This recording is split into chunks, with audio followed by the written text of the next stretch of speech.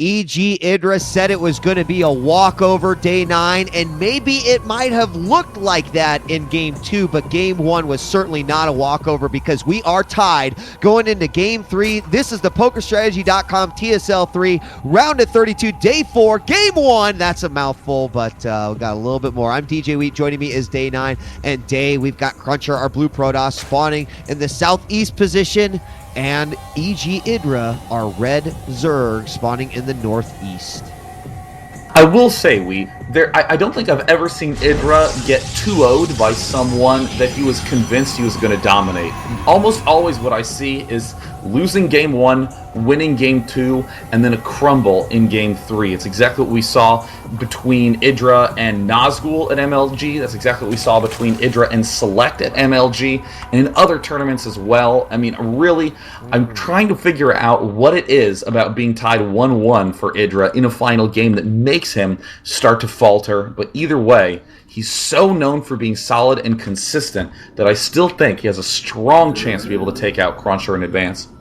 Well, you just gave me some nerd chills here because it adds just that much more to the game thinking about that. CrunCher was able to scout his opponent first and is just nicely sitting here at this mini expansion, if you want to call it that, with one gas there. The Overlord is going to see it. We've got the gateway going down here. Of course, at the front of Crevasse, we do have those destructible rocks as well.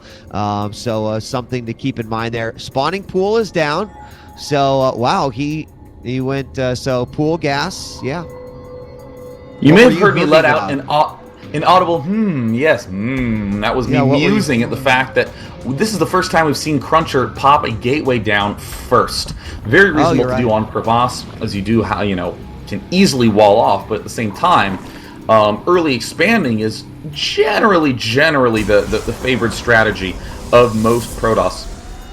On this map, so I'm curious if this is look at this, we see that IdrA taking the juicier front expansion, but keep in mind that is a little bit more vulnerable, and we see CrunCher saving up energy on that Nexus. This could mean that CrunCher was just trying to force IdrA to pop that Nexus, or excuse me, pop that hatchery at the front, make it a little more vulnerable, and go for some sort of early push.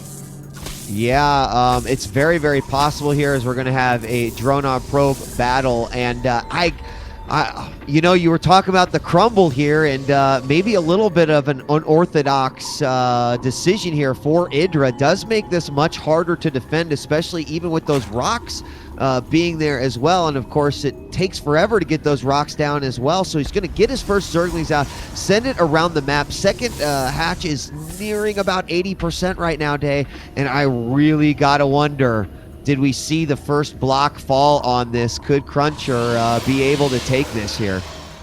Well, there's the second Chrono Boost on those Warp Gates. We don't see any other Chrono Boost getting started quite yet. This is very, very suspect if you're IdrA. I mean, and then you see a Stalker pop out. Stalker is another way of saying, I desperately want you to not see what it is I'm going to be doing. But it looks like we see that probe from CrunCher getting some very suspicious positioning there. He might just go for an early expand and just be faking IdrA out.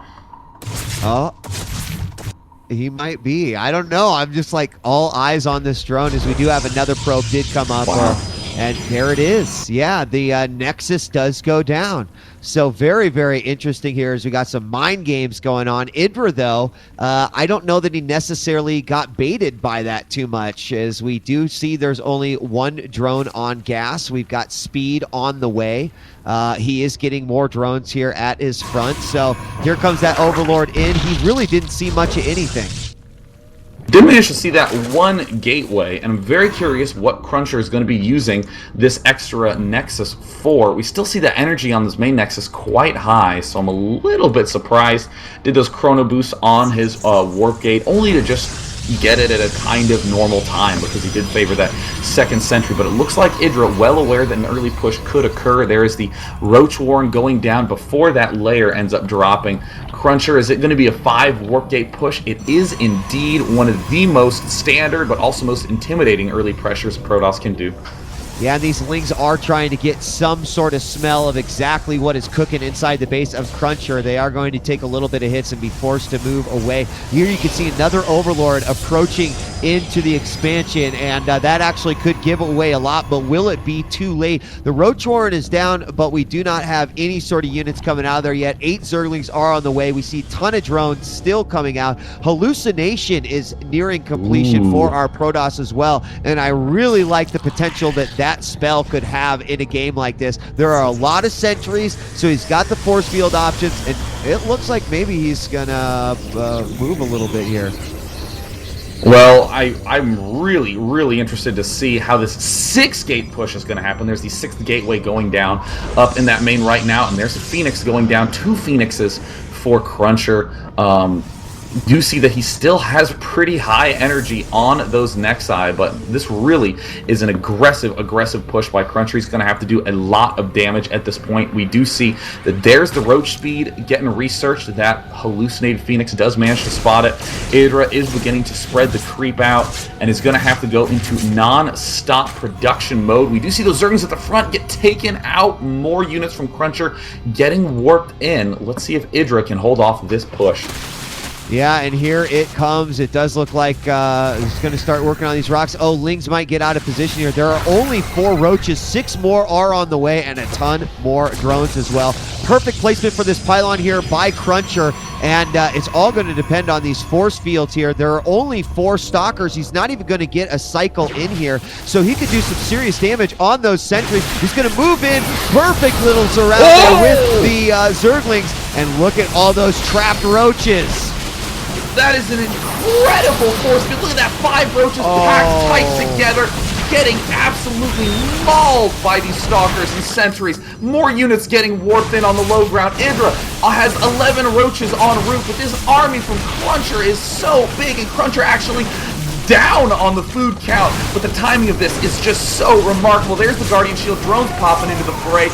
We see that extra swell of Roaches coming down the ramp right now. More Guardian Shields, more units getting warped in by CrunCher. He seems to be all out of force field, but it doesn't matter. He is all pumped up on 6 warp gates worth of units. Couple more units pop in, and CrunCher with the happy face. Is EG.IdrA's energy still broken? It seems it is. See you later, EG.IdrA, getting knocked out. The curse, oh, indeed, the curse of South Korea continues. The Korean players and all the foreign pros who have lived in Korea continuing to get mauled in this Team Liquid Star League, and CrunCher couldn't be happier about it. Wow. Wow. Oh, wow.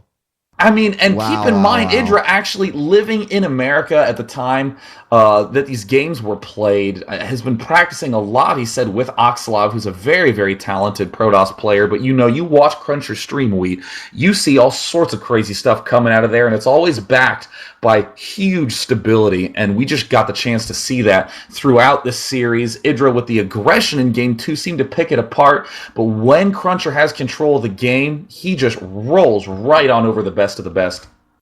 Day, and you identified, if you will, the first game, second game, third game process, the curse, if you will, that EG.IdrA has been experiencing, and yet again, it proves true, because I would say that was certainly kind of a breakdown there. CrunCher, congratulations to CrunCher, man. This guy, we read all of the guys that he had been beating. The fact that he beat Marine King Prime, Czech, and all these other players in the FX Open, that he took out Pain User and Show in the Complexity Show matches. You look at that and you can't be surprised, but wow, it's not necessarily what I expected. I know, and it's one of those funny moments where people have this tendency to love when EG.IdrA gets knocked out of a tournament, because there's always so much controversy surrounding him, because those interviews always seem to have a little bit of condescension, or sometimes a lot of bit of condescension in them. But at the same time, let's list some players that are already done out of this tournament. Fruit Dealer, Loner, MVP, Genius, Night End, Jinro, Huck, Nesty, Rhett. I mean, the list continues. It is remarkable the amount of phenomenal players, the amount of GSL winners who are just gone from the TSL number 3. I cannot wait for the rest of the matches of today. It's going to be awesome. They're like, we got our own tournament. You go back to yours. We're going to take this one over and do our thing. And apparently that's exactly what these guys are trying to accomplish here.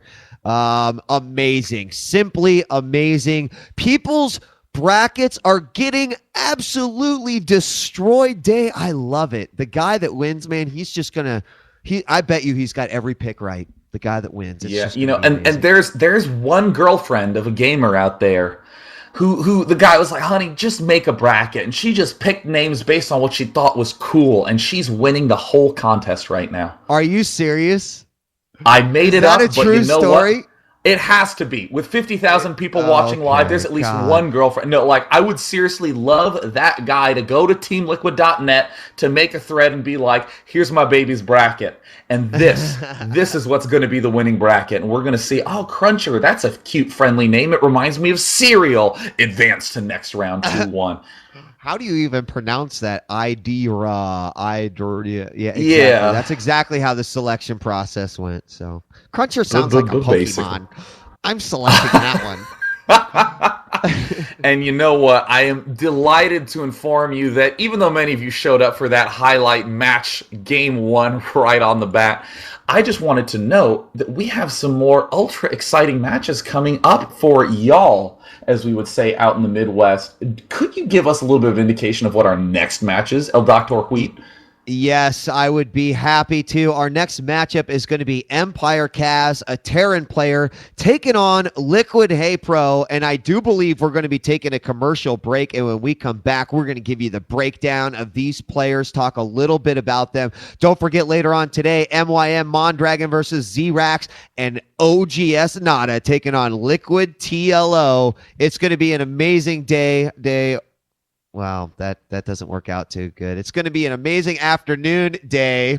And so I hope you guys are ready. Be prepared. We're going to take a quick break. When we come back, and it's going to be time for game 2. Empire Kaz versus Liquid Hey Pro. Don't go away.